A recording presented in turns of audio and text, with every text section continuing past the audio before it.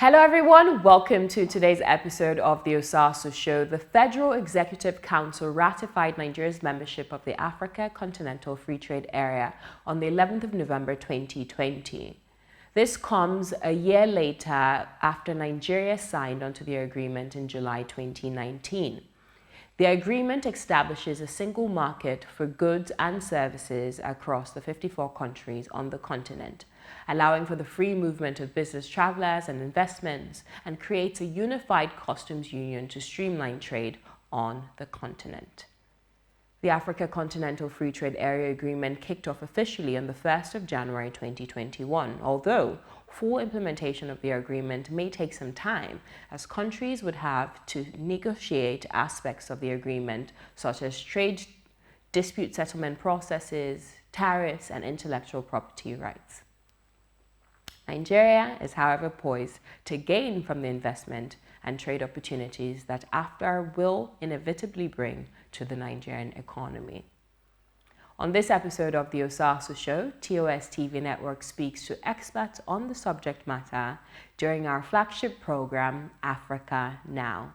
It promises to be an intellectually stimulating conversation. So don't go anywhere, we'll be right back on the Osasu Show.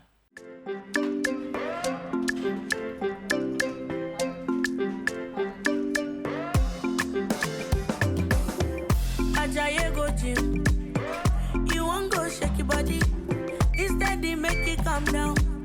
Eat a farm, say it's sabi.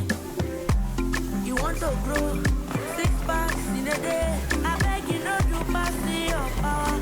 You want to show yourself, oh.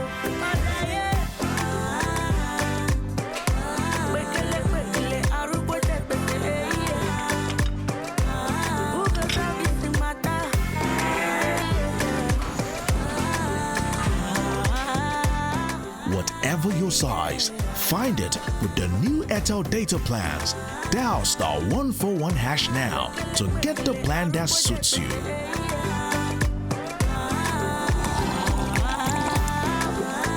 Airtel, the smartphone network.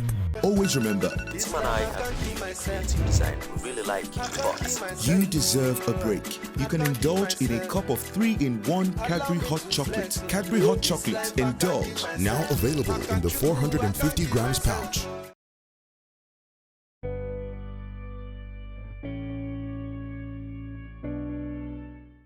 In 2018, African heads of state signed an agreement that will bring to life the African Continental Free Trade Area, AfCFTA, a game changer in African regional and international trade.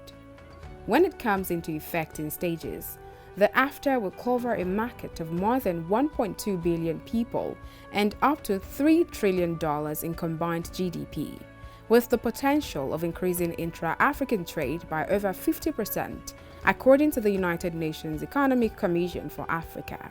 According to the World Bank, the agreement could add $76 billion in income to the rest of the world. On its completion, the AfCFTA will become the largest free trade area in the world since the establishment of the World Trade Organization. The key objective of AfCFTA is to boost intra-African trade through progressive elimination of tariffs and non-tariff barriers to trade in goods and liberalization of trade in services. The agreement will also involve cooperation and investment, intellectual property rights, and competition policy.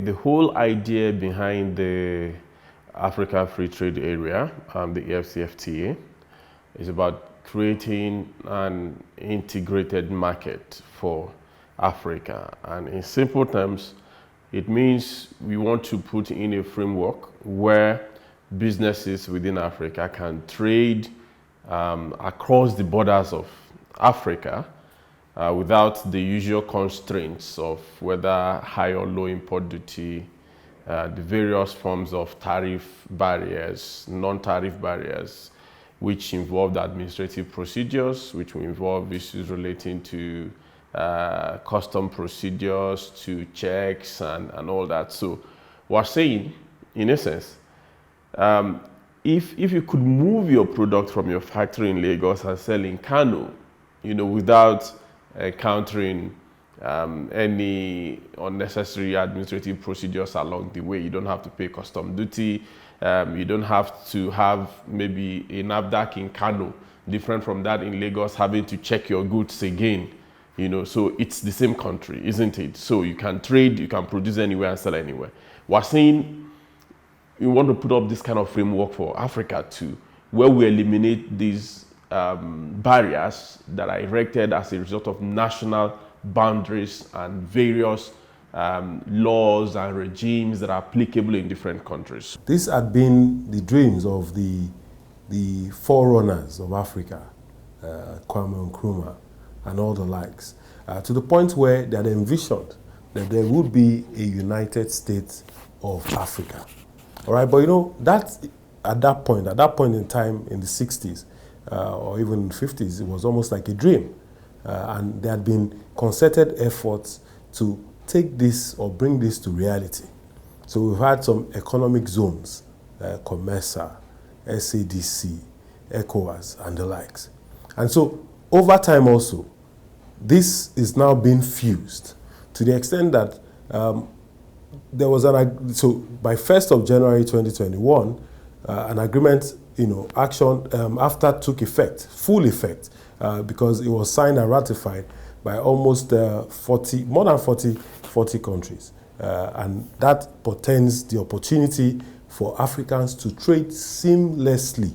If we find a way of collapsing or harmonizing these requirements, then a product produced in Nigeria can be sold anywhere in Africa with little hassle, and vice versa, really. AfCFTA, which is the African Free Trade Continental Area Agreement, is an ambitious project aimed at creating a common or a single market for the entire Africa. So this is an ambitious project. It had been in the making for about 50 years. And finally, in recent years, leaders of the continent finally came together to make this a reality. And so we are on the path of having a single African market. And by having a single African market, we will have tariffs relaxed in a way. There will be harmonization of processes which will ease the intra-African trade, meaning African countries can be able to easily trade with each other without much barriers. Fundamentally, the AfCFTA will put African economies and African citizens on a better economic footing. The agreement will enhance competitiveness and stimulate investment, innovation, and economic growth by increasing efficiency and eliminating barriers to trade. The African Continental Free Trade Area, AfCFTA, the world's largest free trade area, officially went into force. The moment was decades in the making since the Lagos Plan of Action of 1980. Creating an African common market has been a major regional goal. Intra-African trade is notoriously low, amounting to only around 15% of the continent's total goods trade as of 2016. In West Africa, trade relations between Gambia and Senegal are just beginning to officially open up after the construction of the 1.2-mile Senegambia Bridge. This is the best thing or the best project that Africa as a continent has initiated in many, many years, apart from the founding of the African Union. A lot of benefits to offer. Like I said, there are issues of, for example, exchanging, foreign exchange. When traders leave from Liberia, let's say they travel to Nigeria, often before they travel to Nigeria, they have to change local currency into maybe the US dollars. So if we have AfCFTA, some of these trade barriers will be relaxed. Movement restrictions that business people will always face will also be eased, because now everybody will be working with the understanding that they are working in a single market and that no country will be working in isolation. So policies will be there to guide everybody. The rules will be there to guide everybody. Now, the World Bank stated that by 2035, for example, about 30 million Africans will be lifted out of extreme poverty, and an additional 68 million people who live on less than $5 a day will have their income more than doubled. Economy on the continent has been really struggling, and what was the dream of Thomas Nyerere, Kwame Nkrumah, and Haile Selassie back in 1963 to have an integrated Africa from an economic point of view. The aim of the Africa Continental Free Trade Area aims to bring all African trade under one umbrella so that it can operate with very little barriers to the movement of goods, services, and people. So what I believe is going to happen to the economy of the continent is that it's going to position us as one of the leading economies on the continent and essentially making us a global powerhouse when we're talking economy, because when we talk the continental population, we are looking at the population of around 1.3 billion people. So if you take that amount of people, it gives us a combined GDP of about $3.4 trillion.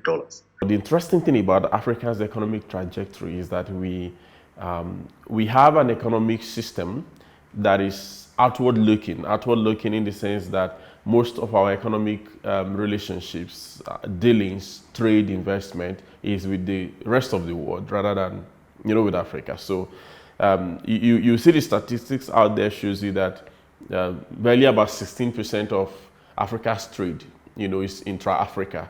So that means Africa trades with the rest of the world, whether China or whether Europe or the America, more than it trades among itself. Same thing when you look at the investment flow.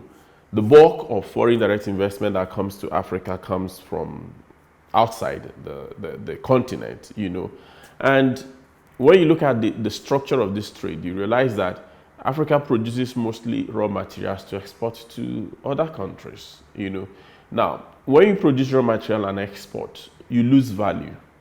You lose value because, for example, we just use Nigerian crude, for example, it could apply to Ghanaian cocoa or to Ethiopian coffee.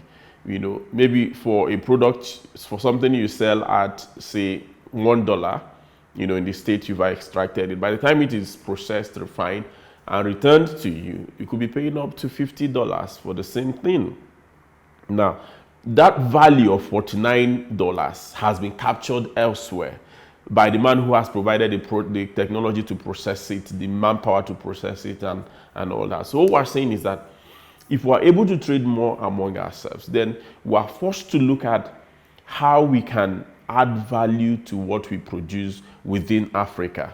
So it's more about redirecting the flow of trade and investment and hopefully redirecting the flow of value, back towards Africa. This agreement, or because it comes an area eventually, has the potential not only to bring about greater integration within Africa, but it has the benefits of bringing about growth in our businesses, growth in our economies, also the opportunity to provide jobs for teeming youths in our country.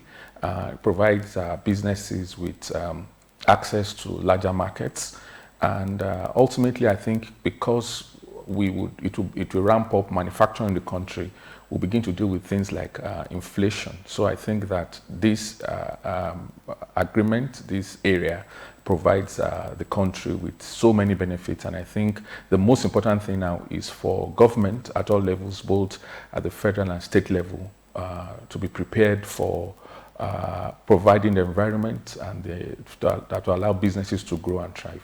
AfCFTA is opening up quite a whole lot for the African market, and that will also unlock new opportunities. For example, the opportunities that are going to come with countries trading with each other will be creating more jobs for young people, and we can expect that once this agreement is in full swing, many other things such as building infrastructure would take off on the continent in ways that we've not experienced in many decades. I believe that the impact of this Africa Continental Free Trade Area is going to be massive for all Africans involved. I mean, I'm talking about the Africans that are not even going to necessarily participate. I'm talking about the regular Joe on the street. I'm talking about the unemployed youth. I'm talking about the elderly. Because in any economy, when it's prospering, the people within that economy, they are able to prosper because one way or the other, in our respective governments, we are going to find ways to get them to participate in the economy. Nigeria is, however, positioned to benefit from the numerous investment and trade opportunities that the AfCFTA will inevitably bring to the Nigerian economy. However, there have been valid concerns about the effect the AfCFTA would have on the Nigerian economy. These concerns can be addressed by the government putting in place safeguards to ensure vulnerable industries are protected. Safeguards include improving transport infrastructure and enforcing policies which will see a reduction in the cost of production. This will in turn make goods export friendly. But I can tell you without a doubt that AfCFTA portends, a great opportunity for Nigerians. Beyond skilled and unskilled work is in terms of also services and manufactured goods and even the agricultural sector. Now, there are two sides to it. Now, I'm not even talking about the pros and the cons. I'm talking about even the immense benefit. So there's the export angle and there's the import angle. Why is the import angle so attractive? Africa, Nigeria, has the largest population, so to say, and we have, buying power. And therefore, it means that people who want to bring things here, well, usually people are already bringing things here. The other thing is that, so there's a set of industries that will benefit from imports, okay? Hospitality, haulage, warehousing, and several other, components aggregated under imports, okay? Now, and that means that we can also repackage and reproduce and export or re-export. So that's one component. Then for the export component, you see, we have what we call the competitive advantage in terms of, certain cash crops, mineral resources, and even in terms of skills.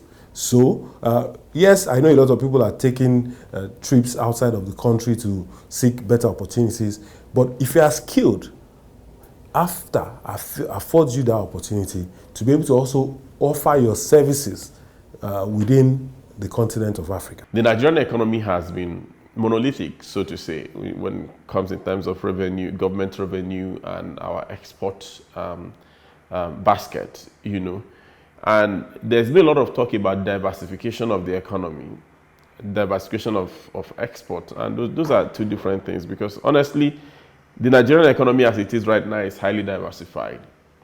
If you look at the major contributions to the GDP, the oil and gas industry contributes an average of 10% to the GDP.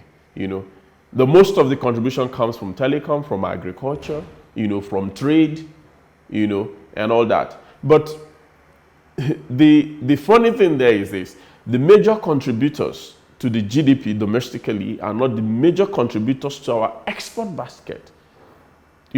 So it basically means that we've not been able to harness those sectors that are holding the economy, so that we'll be able to transform them into tradable goods or services. So, like, for example, exporting them. So if we produce a lot and we have a lot of people engaged in agriculture, then when do we come to the point where we begin to produce enough to export? So an agreement like the AfCFTA and an initiative like the AfCFTA would be able to help us to instill that consciousness of the fact that we don't just need to produce for local consumption, but we need to attain export competitiveness. Before, you could play in your own father's game or father's farm and think it was the biggest. Now you're competing with almost 54 African countries. So one of the things that, first of all, and that's one of the things that governments and even all other agencies are working, particularly with NACA, NEPC, Nigeria Export Promotion Council, and the rest, Nigeria Investment Promotion Council, is to create sensitization.